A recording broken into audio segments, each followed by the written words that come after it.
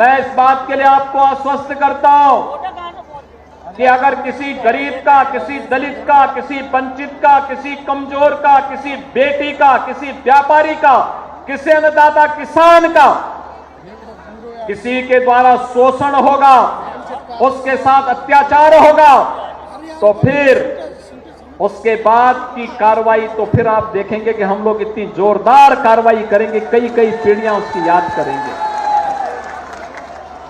और इसलिए बहनों और भाइयों, आप सबका मैं आह्वान करने के लिए आया हूं। जिस समाजवादी पार्टी ने पहचान का संकट आपको दिया था, जिस समाजवादी पार्टी के द्वारा पूरे प्रदेश में अराजकता का माहौल पैदा करने का प्रयास हुआ था, बहनों और भाइयों, उसकी गुंडागिर्दी की हरकतों से आप सावधान होइए।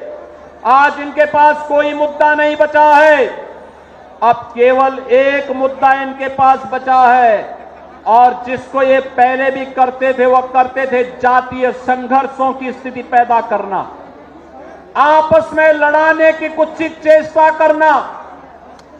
इनकी इस मंशा को सफल मत होने दीजिए।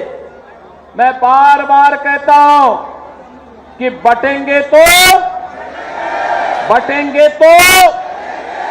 एक रहेंगे तो फिर हमें जातिवादी मानसिकता के लोगों के चक्कर में नहीं पड़ना है। अन्यायी अत्याचारी के खिलाफ डट करके लड़ने के लिए तैयार होना है। सरकार आपके साथ खड़ी है।